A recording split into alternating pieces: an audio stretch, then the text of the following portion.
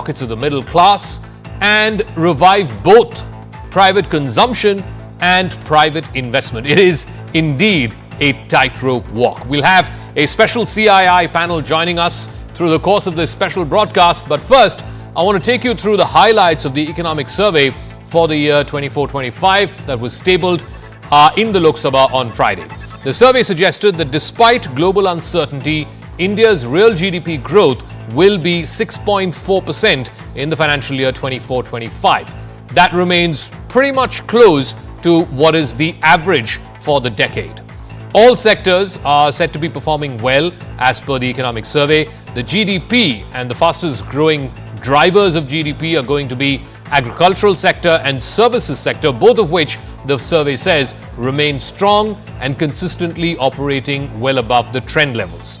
The manufacturing sector has also found its firm footing.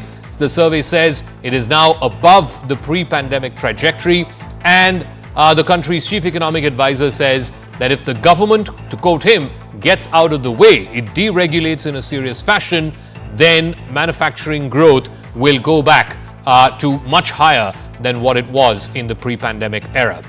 Despite these challenges, there are positive signs. Inflation management, like I said, it is thereabouts where the RBI wants it to be, just outside its comfort zone at 4.9%. Retail inflation has softened. It was above 5%, in fact, close to 5.5% almost in the financial year 23-24. It is down now to under 5%, so 4.9% for the April to December period of 24-25. The economic survey also did point out to the uncertainty in the global markets, but it did assure that there are strong macroeconomic fundamentals, there is a favorable business environment domestically, and there are high growth economic indicators which have kept the FPI flows net positive.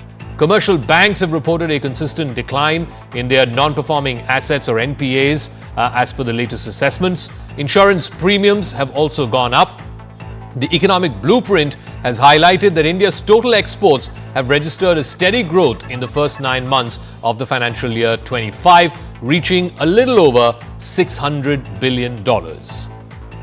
So, the Chief Economic Advisor, Dr. V. Ananthanageshwaran, said that the world is perhaps evolving much more rapidly than we realize. He also did have a cautionary tale for a good 10 pages in the economic survey. He said that the end of rapid world trade growth is clouding India's export growth outlook. The survey also talks about, without naming him directly, the Trump impact or the isolationist, almost protectionist tendencies that we are seeing not just in the United States, which is the largest economy in the world, but also in parts of Europe.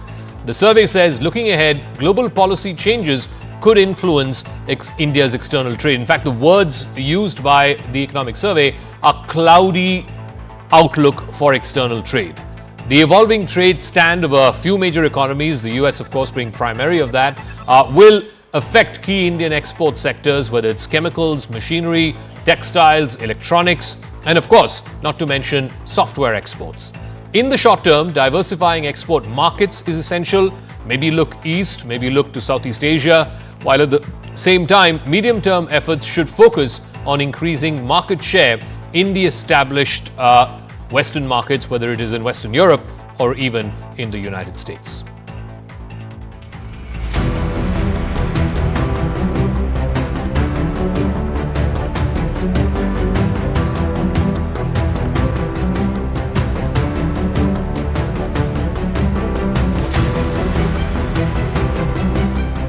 The changing global landscape and how India can raise the game for the new playing field. As you can see here, reform through deregulation, augmenting internal capacities for growth, the private sector's role in nation building, the energy transition the Indian way, and the growth outlook for FY26.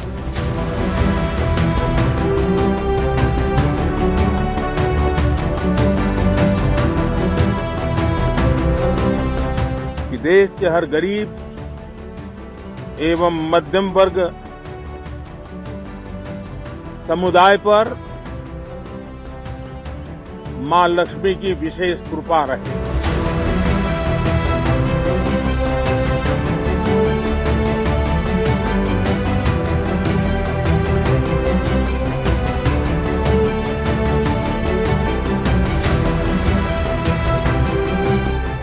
मध्यम वर्ग जितने बड़े सपने देखेगा, देश उतने ही ऊंचा उड़ान भरेगा। मेरे सरकार ने मुक्त स्वर से मध्यम वर्ग के योगदान को न केवल स्वीकारा है, बल्कि हर मौके पर उसे सराहा भी है।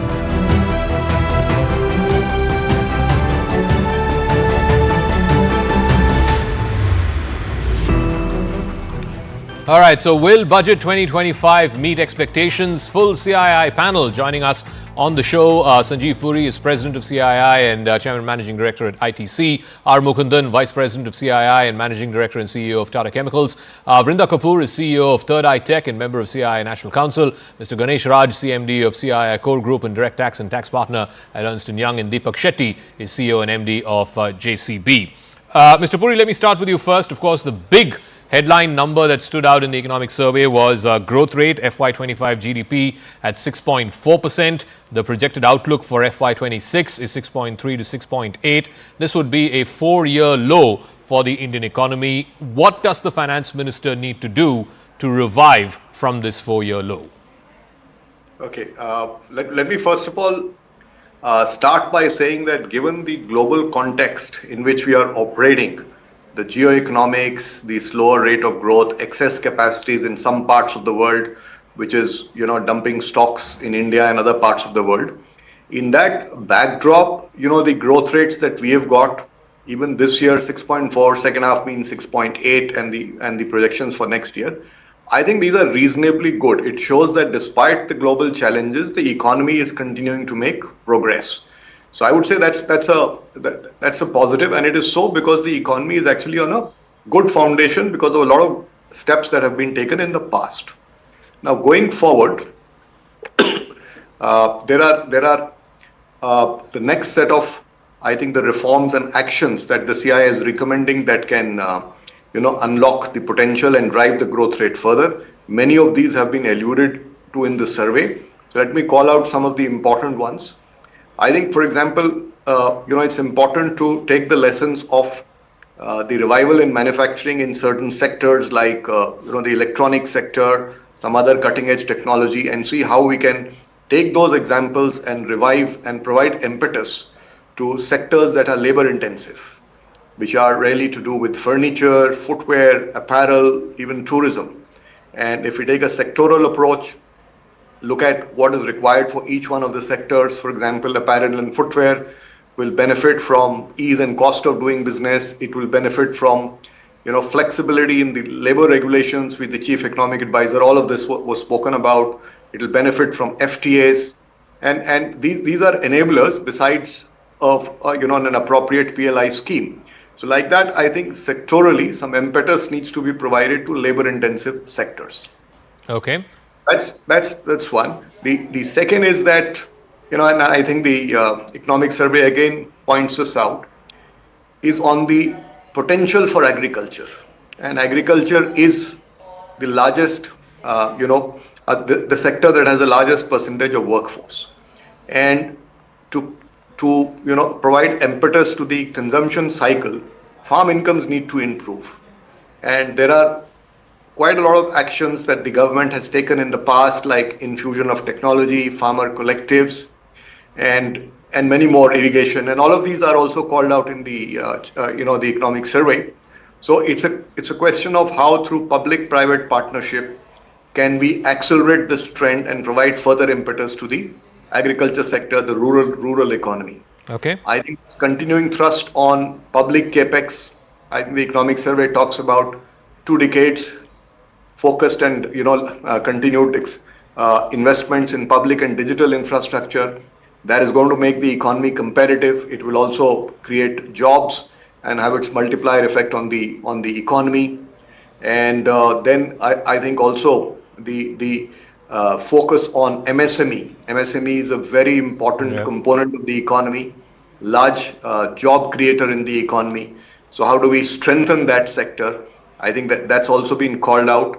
And there too, CI has suggested, for example, there are many digital platforms for MSME sector. So how can we kind of create an integrated platform from an ease of doing perspective? And I think we had also recommended that the credit guarantee scheme, which has happened yesterday, and I think that will provide much needed relief to the MSME sector. And before I end, let me also say, okay, there are some facets of it that are not related to budget, but it's also related to the whole gamut of liquidity in the banking system, the interest rates, and at least on the liquidity, we're seeing action being taken. And hopefully we are expecting in February the interest rate should also come down. So these are certainly going to help the economy. And also, given that the food inflation has been sticky, and it is important to provide some relief to the middle class people. So we are recommending some relief in the income tax. We're also recommending some reduction in excise on petroleum products and so on and so forth to give more money in the hands of. So let me go to Mr. Mukundan. Notwithstanding everything that Mr. Puri has said, of course, there are global headwinds. Some of the big Western economies are turning increasingly protectionist. So there are big headwinds for global trade, something that the economic survey alludes to.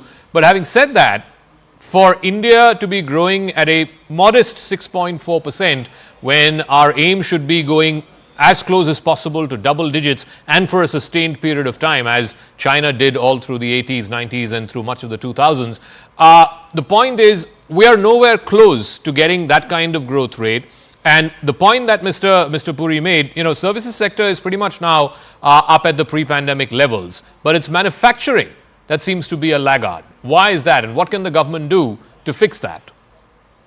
Thank you, Zakka. I think very clearly one of the key highlights is how do we kickstart or make sure manufacturing moves at a much faster pace. And for that, I think the economic survey itself highlights several factors.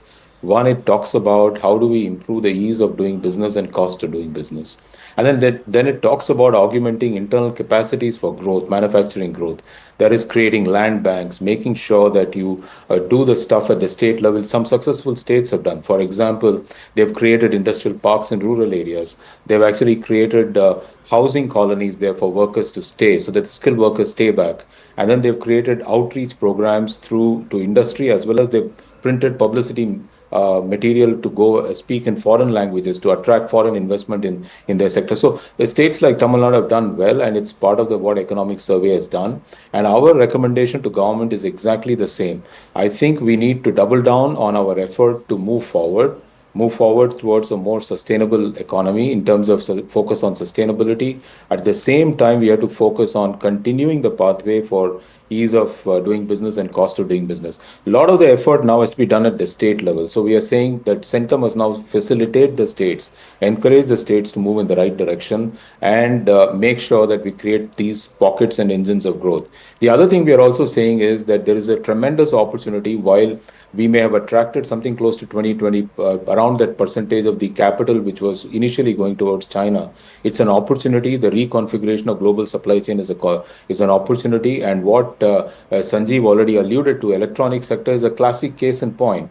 In fact, today, if you take out the petroleum sector and the service sector, the fastest growing sector in terms of exports is the electronic sector, and that has single-handedly happened because of the outreach which was made to being part of the global value chain. I think few of the large companies came in here, set up a value chain here, and now they're also value adding. Initially, they started with 15% value add. Their target is to go to 30-35%. They've created tremendous employment along with it. And I think we have to replicate these success stories. So really, while it's a challenging environment, but it's also an environment full of opportunities.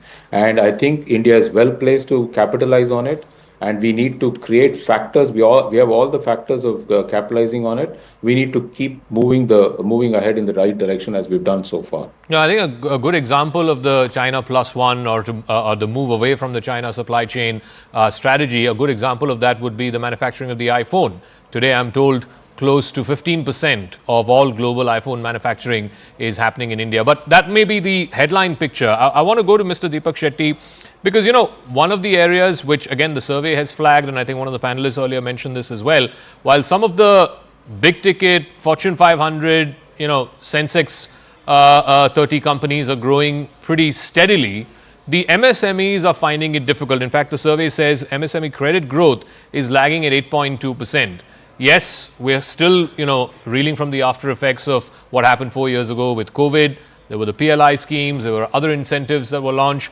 But why is it that MSMEs are not feeling like they've returned to the pre-pandemic era?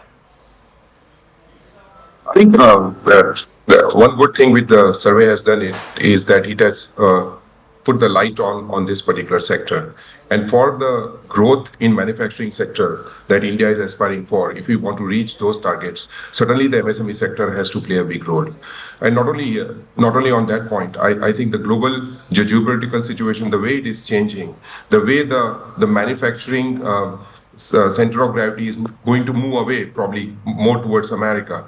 I think India has a fantastic opportunity to become the supply chain partner for the world. And in this, the manufacturing sector is going to play a very important role. I'll go back to what Mukundan alluded to. I think one of the biggest challenges the manufacturing MSME sector, particularly when we connect very closely with our supplier partners face, is on the ease of doing business. And the economic survey has rightly put the spotlight on this aspect, whether it is the handling of the land issues with the land authority, or various other, whether it is the liquidity in the system, how easy it is for them to get loans. These are the companies which will sort of drive the growth in the manufacturing sector. We have seen, you alluded to China, we have seen what has happened in China. They have created those rural industrial parks. They have created that whole ecosystem where a small entrepreneur in the manufacturing sector can flourish. I think that is what we need to do. The last point I will make is, even today, the logistics cost is a big deterrent. There's a double-digit logistic cost that we see, and the MSME sector struggles on it. And I think again, economic survey is talking about it, that how we ease the burden, whether and CI also has been making suggestions in this regard, that whether it is cost of the power or fuel, I'm sure all of this will help the MSME sector to grow, particularly in the manufacturing side. Okay, I want to shift focus to another area which again the survey does mention as potential headwinds, particularly when it comes to external trade. And one of that, of course, is this move towards protectionist tendencies in Western markets, particularly the United States and some economies in Europe as well. I want to ask Vrinda Kapoor this. The survey doesn't mention Donald Trump or his potential to put tariffs, and he's been threatening tariffs on, Canada, Mexico, China. He's even threatening tariffs on BRICS countries. India is part of BRICS. He may not make good on many of these threats, but the point is that this definitive move towards a degree of protectionism that we're seeing in the world's largest economy, particularly when it comes to software exports, and also this whole debate and narrative and this sort of enforced strictness when it comes to migration, whether it is clamping down on temporary work visas, so on and so forth. How much of a concern is that as far as the near-term outlook is concerned?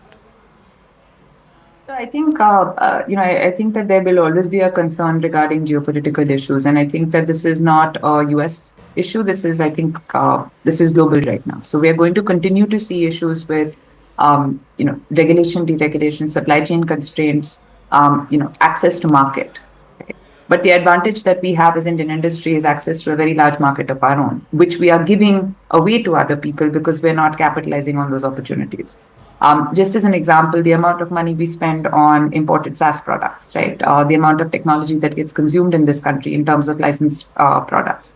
I think what would be more imperative to see from the budget is things like the operationalization of the National Deep Tech Research Fund, right? We heard of an amount of 1 lakh crore rupees being delegated towards strengthening national research.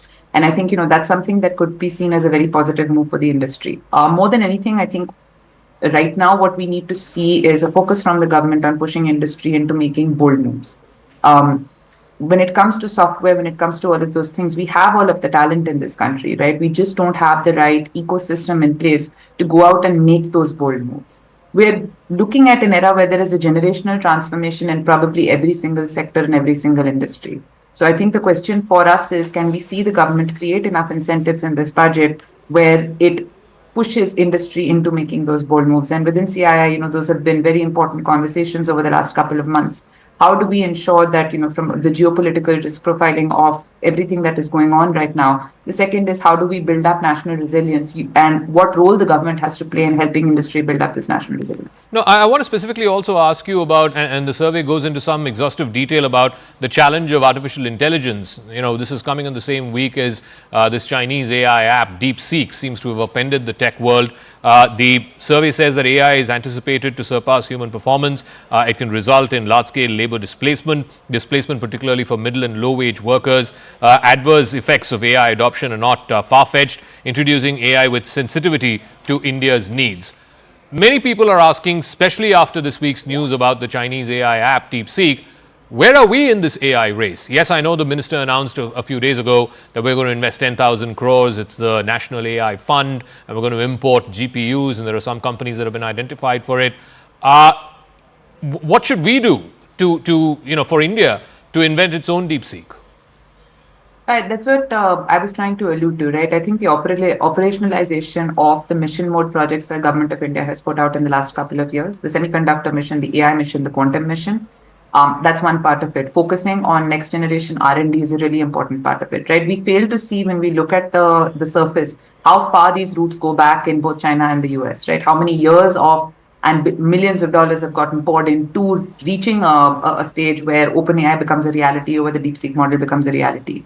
And I think that there is a calibrated need that we need to have in terms of a whole of nation approach, where how far back in this entire process we are, how much the investment that needs to go in, what our advantages and disadvantages are as a country, and how we need to move forward. And I would say that in this, I think risk mitigation needs to be thrown out the window. We need to take as a country more aggressive stance, so both from the government but also from industry.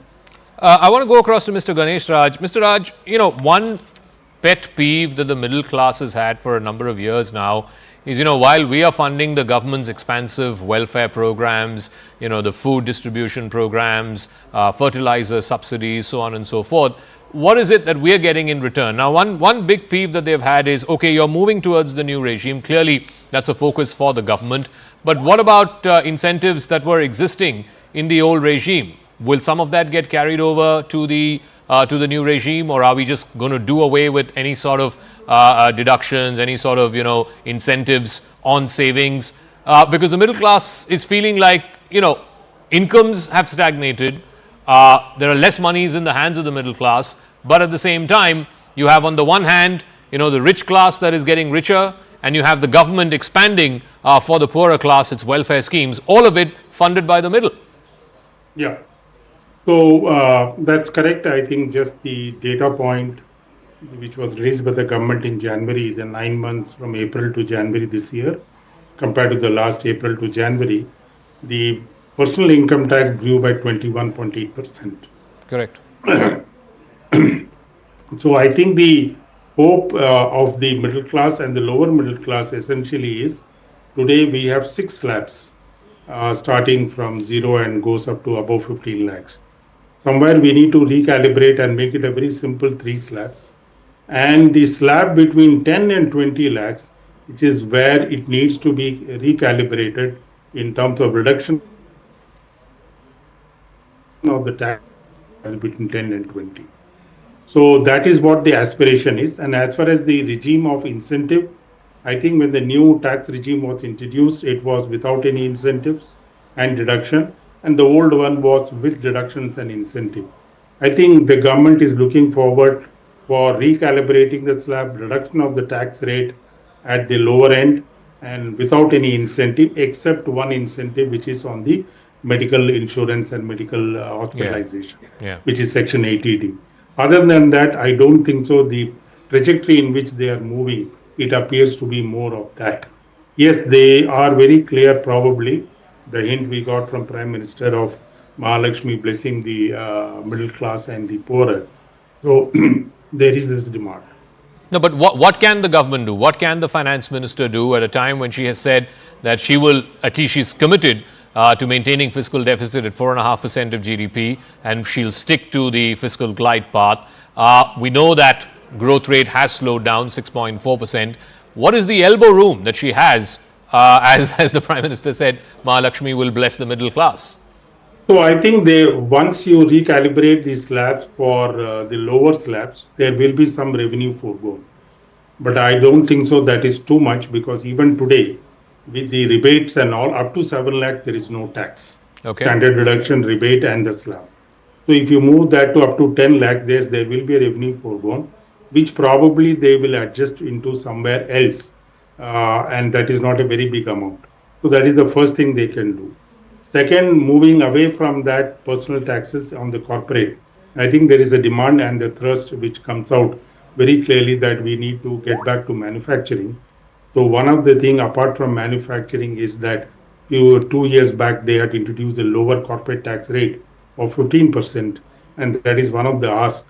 Probably this is the right time to get back to the lower corporate tax rate to increase the manufacturing, more importantly for MSME, because along with that is coupled with the jobs.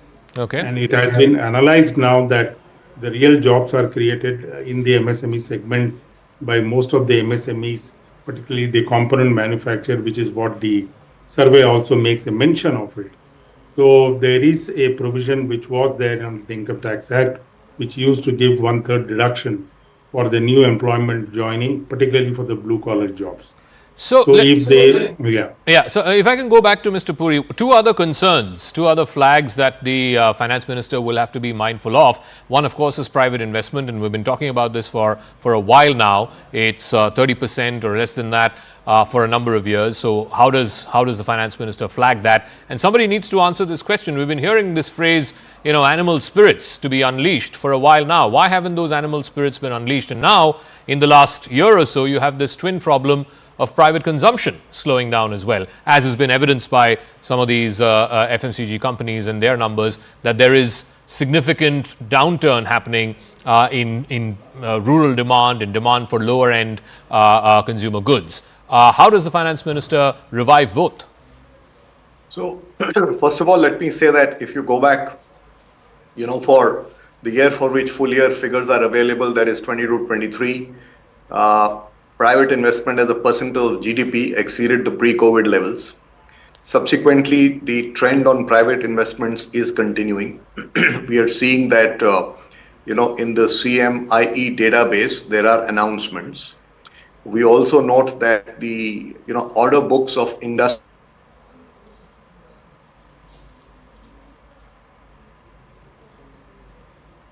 I think we've lost that audio link with Mr. Puri. We'll try and go back to him the moment that's established. But Mr. Mukundan, you want to take that question about unleashing animal spirits, why we're not seeing the kind of animal spirits, particularly in the corporate world, like we saw before. I don't know if Mr. Puri's audio is back. Is he back?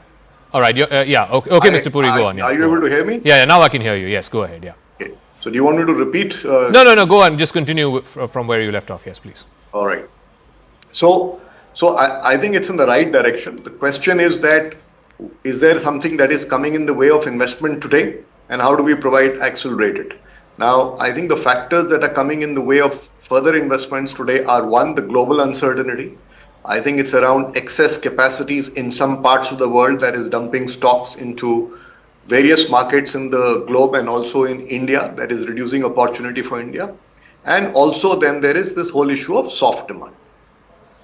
Now, there have also been certain transitory factors, whether it's lower government spending, lower liquidity, higher interest rates, food inflation, and some of these are getting sorted out now. And we need an agile response to this whole issue about some parts of the world dumping stocks into the rest of the world, and particularly to India. So we need an agile response to it. I know the government is cognizant and has initiated investigations into it, but we need an agile response to that. All right. The other bit is last bit. Let me just quickly complete. I think we also need to address this issue about interest rates, which we are saying that the inflation is slightly sticky because of food inflation, and that's more a supply side constraint, and therefore interest rates should be moderated. And also, I think in the medium term, we have to solve for this inflation issue through building resilience in agriculture. This is something that the economic survey also spoke about. And then there are specific measures, both for the short term and medium term, which I spoke about, that can really help in creating jobs, boosting consumption, and that is all in any way going to provide impetus to the investments in private sector. I think the good news is the balance sheets, both in the financial sector, corporate sector, they are healthy. I think the spirit of enterprise is there. Is just a question of the circumstances, some of the circumstances that are limiting it.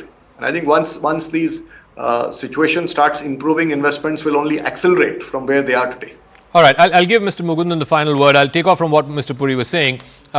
Interest rates, is that where the concern is? Is that why we're not seeing the kind of credit uptick? For example, MSMEs, I think I said this earlier as well, MSME credit growth is lagging at 8.2%. One area where the government, the RBI, the banking system seems to have done very well, particularly in the last decade or so, is cleaning up the books, is gross NPAs. It's come down substantially for the April to December half that we're seeing. But the point is, why then are we not seeing the kind of credit uptick that is required for an 8% plus growth? Yeah, so Zakka, I think the key issue really is that the interest rate issue which you highlight is for the middle class, it's really an issue because they pay EMIs. Those EMIs have eaten into their savings. So I think let's leave that piece aside. I think that's got to get fixed. And one approach to fixing it is what Mr. Ganesh has already highlighted. Put a little bit more money into the segment of the class, and it's going to lead to a little bit of erosion in revenue collection, but it'll pay off much better in terms of consumption demand. As far as industry is concerned, industry starts to reinvest and bring out their animal spirits when utilization rates go to about 80%, 70% or 80%. Yeah. In many sectors, it is reaching that level. In fact, when we had the last CII National Committee meeting, when we did the survey, more than 48% of the CEOs said they were beginning to now increase the investment compared to previous year in terms of capital investment, in terms of growth. So I think we are at an inflection point. But I think the worrisome issue is the slowing down consumption, which we need to sort of fix, which is what Ganesh Raj has already alluded to. The PM has alluded to it, FM has alluded to it. Hopefully that we make a positive move on that, at least putting some money in the hands of people. The second piece, which I say, is that government has done pretty heavy lifting at the center. I think now for the private sector to flourish, a lot of stuff has to happen at the state. And I think putting those factors of production in states, including logistics, including the fact that land has to be made available, including the fact that we need housing for the workers, they need dormitory accommodation. These things are all holding back. And I think states which have moved ahead with providing facilities and support to manufacturing sectors have moved forward. Others are lagging. It's those final two pieces, isn't it? Land and labor, which has been stuck for some time now. But let's see what the finance minister can do within the limited elbow room that she has to try and wiggle her way through, one, slowing growth, B, at the same time trying to put a little more money in the hands of the people. Thank you very much to our special CII panel for joining us on this special broadcast. We were talking about external headwinds, global trade, softening up, protectionist tendencies. Let's try and get an outlook as to how we should view the Trump second term in the United States.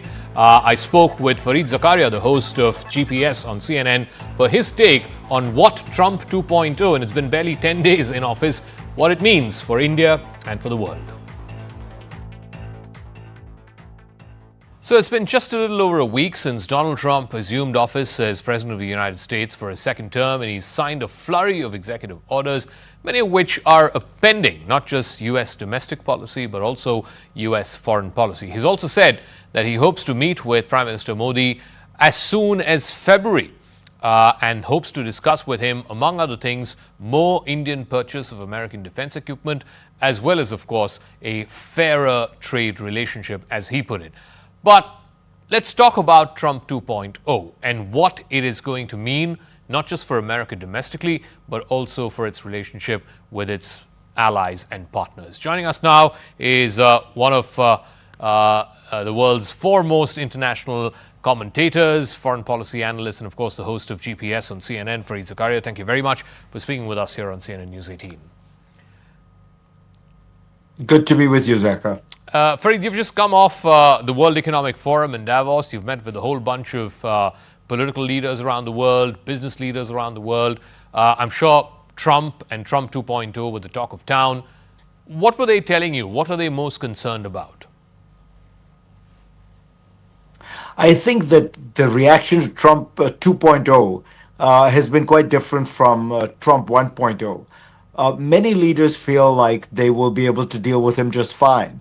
That he's practical, he's businesslike, he wants to do deals. They see him as somebody who's willing to kind of make up transaction. I think they are all somewhat unnerved by the flurry of tariffs, the degree to which he really does seem to be acting on his protectionist rhetoric. Many countries regard the open world economy as having been the kind of highway that has allowed them to grow rich and raise standards of living and eliminate poverty. So there is that concern. But in general, I think it was quite mixed. The Europeans are very worried, particularly because of Ukraine. Asian leaders in general more positive.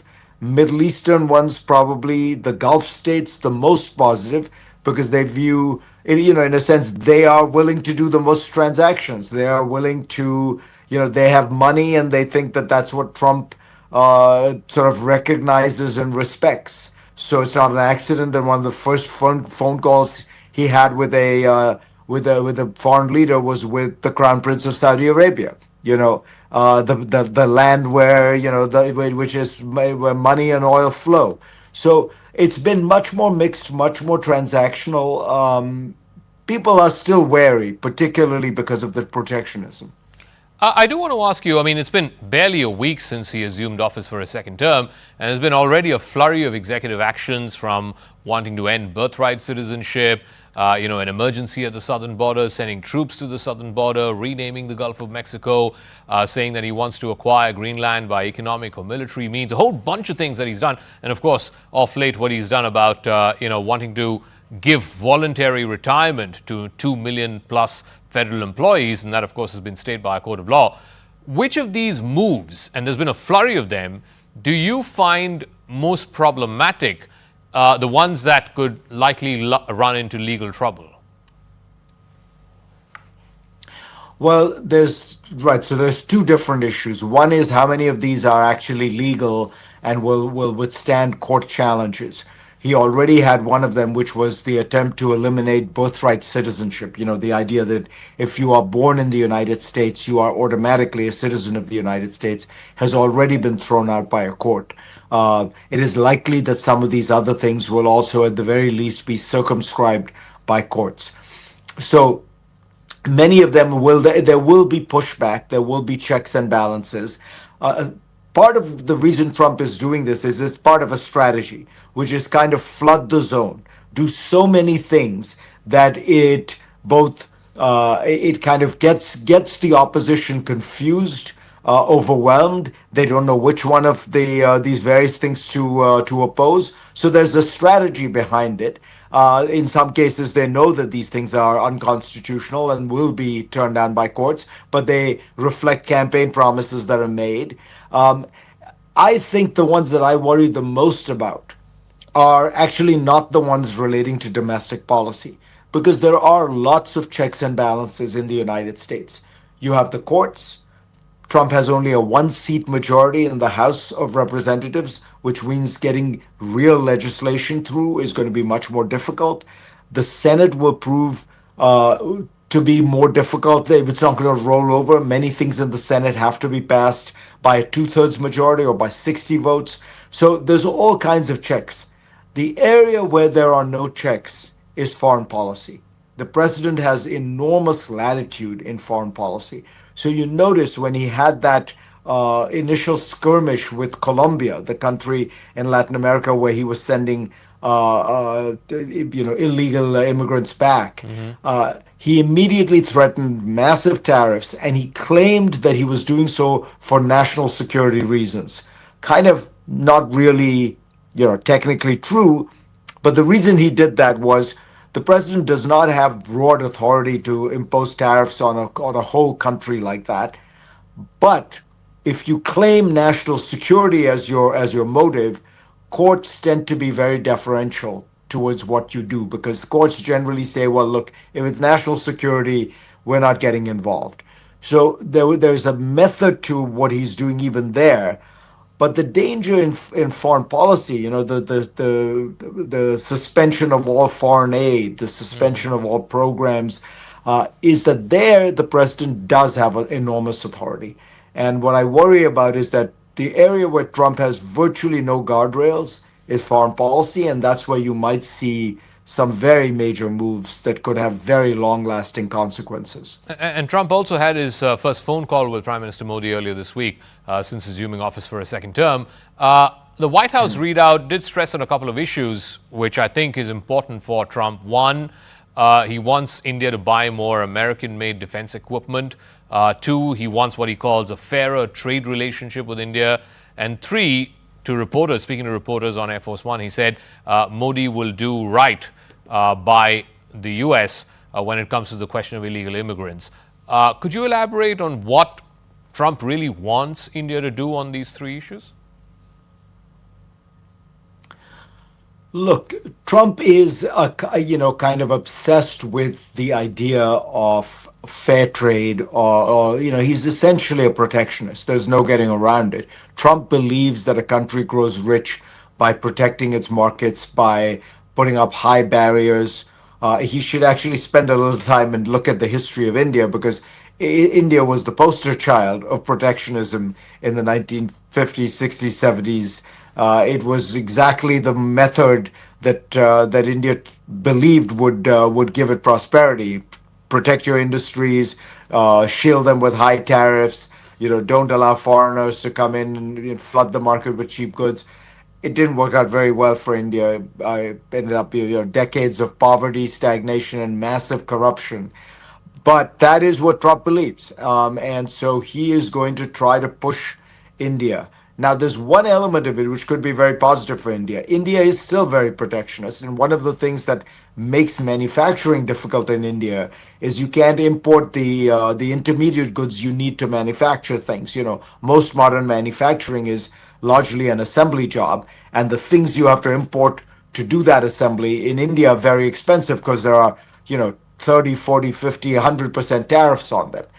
If Trump pushes India to open up more, that would be good for India.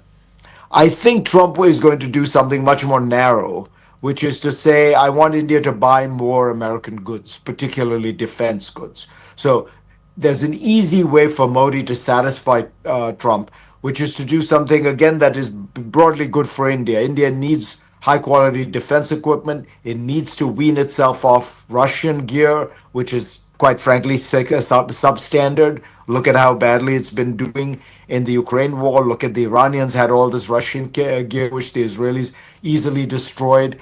The second part will be some kind of restraint on illegal immigration, which presumably means a slightly tighter system in India. I'm not really honestly sure what he means by that, because a lot of Indians, as you know, overstay visas in the United States. They come on tourist visas, or they come on student visas. They overstay them, or they do other things.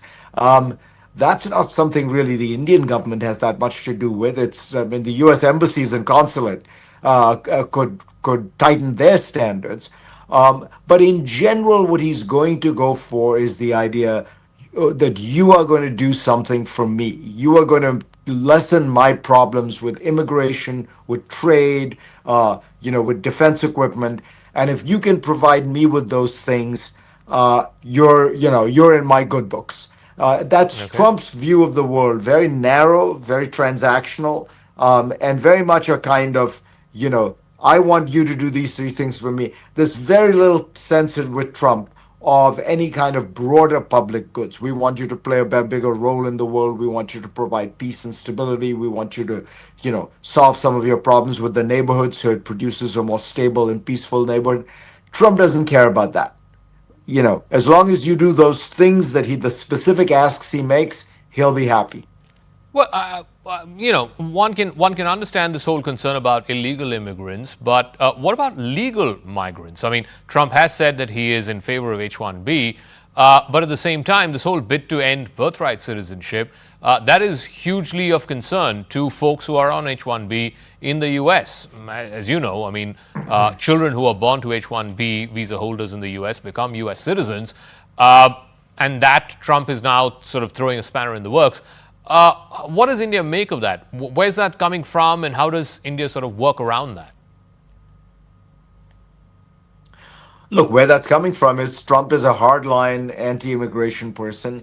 He and his base is very strongly anti-immigration. Many of the people around him in the White House, some of his key policy advisors are anti-immigration, and I don't mean by that illegal immigration. If you look at the Trump first term, he basically instituted new rules and procedures that made every kind of immigration harder, business visas, because the whole idea was let's make everything harder on immigration. So where there was a one-page form, it became a four-page form. Where you used to have to get something certified by a nurse, you now have to get it certified by a doctor. Where the filing fees were $100, they became $1,000. And so the whole idea was throw friction into the works, make it harder for people to come to America, because when they come, some of them stay. It's a very parochial nationalist view of the world, far removed from the kind of Ronald Reagan open up America to the world, the shining city on the hill kind of philosophy. So that's what's underneath it. The birthright citizenship, I think people shouldn't worry about because it's plainly unconstitutional. It's clearly said in the 14th Amendment. It's been upheld by courts for 100 years. It's just very, very unlikely that something like that will change. But on the other side, you're right. He recently came out in favor of H-1Bs, but in the first Trump administration, he had come out against them and said he wanted to reduce them. He didn't do much about that. So, you never know. Trump likes Elon Musk. He likes big businessmen. They tend to like the H-1B program. So he seems to have sided with them right now. But I wouldn't bet on that. The core of Trump's ideology and the MAGA ideology is very anti-immigrant.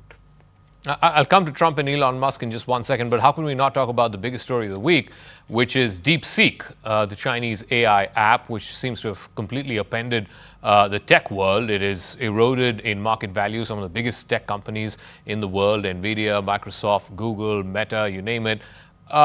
What does this story really tell you about this global race, this global AI race between the United States and China? It's very interesting. It's a kind of Sputnik moment for the United States. So I think the first thing it tells you in general, I think this is a very good lesson. Beware of hubris, beware of arrogance. When I was at Davos, I sensed an extraordinary degree of arrogance among the American business elite, technology elite. They all thought they were so far ahead, nobody could ever catch up. They had these hyperscalers had the kind of money that made it impossible for anyone else to compete. And look, we don't know enough that the Chinese company might be frankly fibbing, but we don't. They might have secretly used some OpenAI models. But on the face of what they're saying is that they use at 2% of the cost, they were able to create a model that is as good as the absolute cutting edge models that are currently being used in the United States at 2% of the cost. They dispensed with many of the things that the Americans thought were absolutely essential, like pre-training and fine-tuning. So there's something, it's a real jolt to that hubris and arrogance. The second is the United States, actually under the Biden administration, not so much the Trump administration, put in place very significant rules and laws that made it very hard for companies to export the key pieces of hardware that go toward building AI models.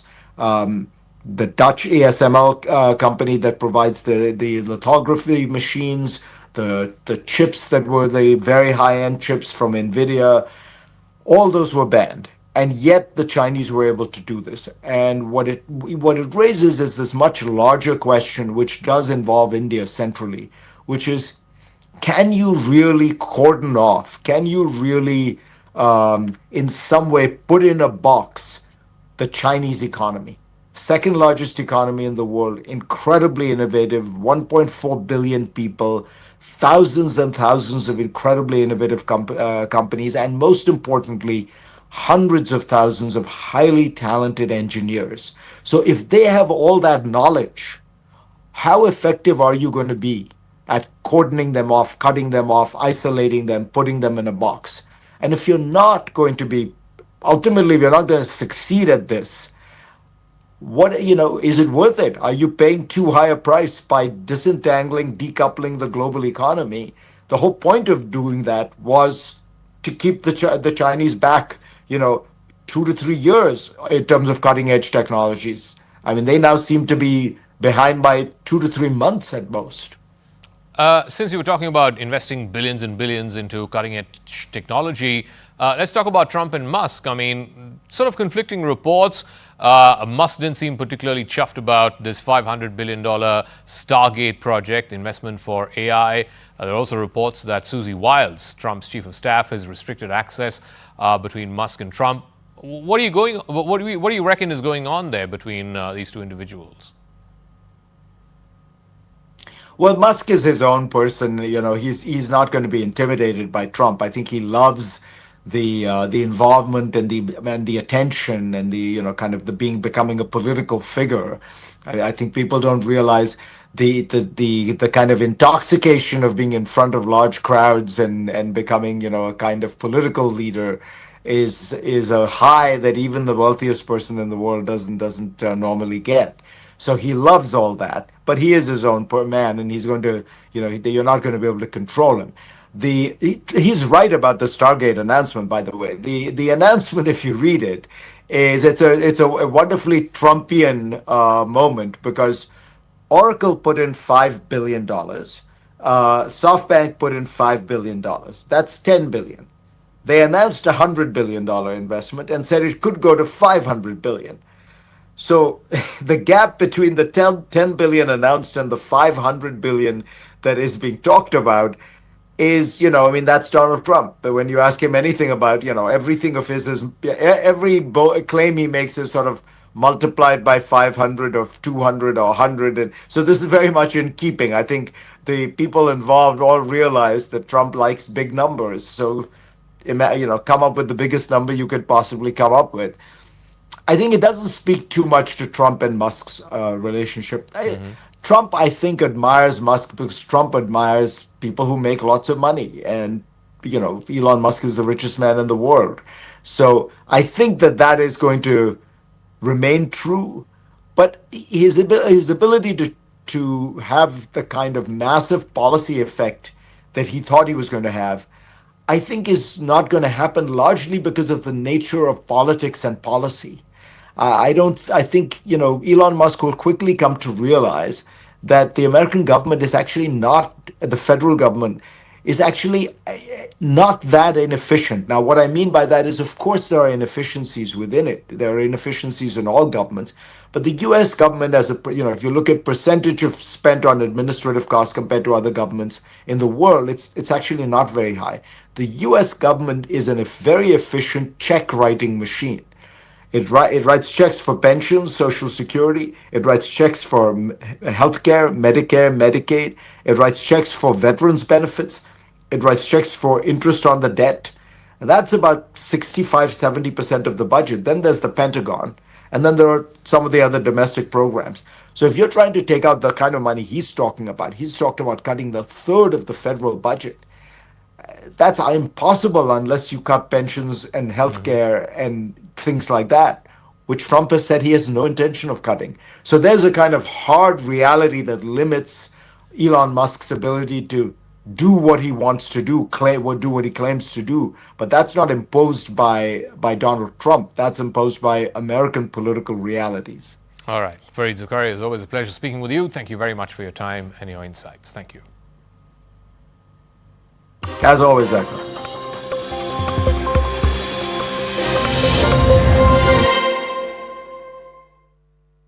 बात जब अपने family माननीय संसद सदस्यों, संसद की इस बैठक को संबोधित करते हुए मुझे हार्दिक प्रसन्नता हो रही है। अभी 2 माह पहले हमने संविधान को अपनाने की 75वीं वर्षगांठ मनाए हैं और कुछ दिन पहले ही भारतीय गणतंत्र ने 75 वर्षों की यात्रा भी पूरी की है।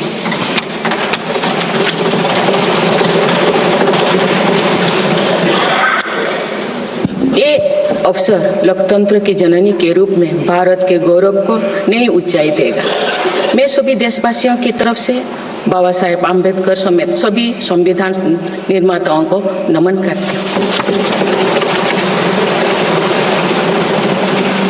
माननीय सदस्यगण, इस समय देश में महाकुंभ का ऐतिहासिक पर्व भी चल रहा है।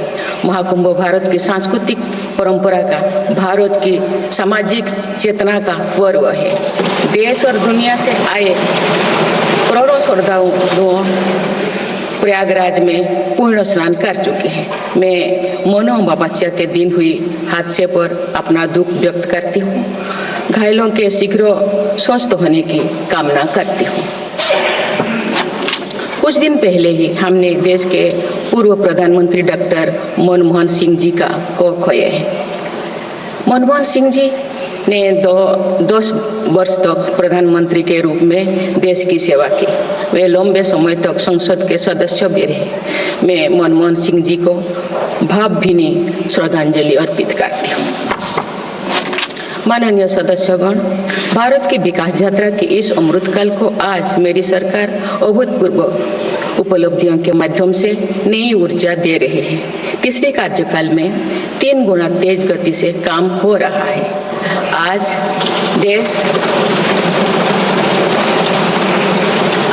देश बड़े निर्णयों और नीतियों को असाधारण गति से लागू होते देख रहा है और इन निर्णयों में देश की गरीब, मध्यम वर्ग, युवा, महिलाओं, किसानों को सर्वोच्च प्राथमिकता मिली। मेरी सरकार ने तीसरे कार्यकाल में सभी के लिए आवास के उद्देश्य की पूर्ति के लिए ठोस कदम उठाए हैं। प्रधानमंत्री आवास योजना का विस्तार करते हुए 3 करोड़ अतिरिक्त परिवारों को नए घर देने का निर्णय लिया गया है। इसके लिए 5,36,000 करोड़ रुपया खर्च किए जाने की योजना है। मेरी सरकार गांव में गरीबों की उनकी आवासीय भूमि का हक देने और वित्तीय समावेशन के लिए प्रतिबद्ध है। इस दिशा में स्वामित्व योजना के अंतर्गत अब तक 2 करोड़ 25 लाख स्वामित्व कार्ड जारी किए गए हैं। इनमें से करीब 70 लाख स्वामित्व कार्ड पिछले 6 महीने से जारी किए। पीएम किसान सम्मान निधि के तहत करोड़ों किसानों को पिछले महीने में 41,000 करोड़ रुपया की राशि का भुगतान हुआ है। जनजातीय समाज के 5 करोड़ लोगों के लिए धरती व जनजातीय ग्राम उत्कर्ष अभियान प्रारंभ हुआ है। इसके लिए 80,000 करोड़ रुपये का प्रावधान किया गया है। आयुष्मान भारत योजना के अंतर्गत Laminates presents CNN News 18 Primetime Studio.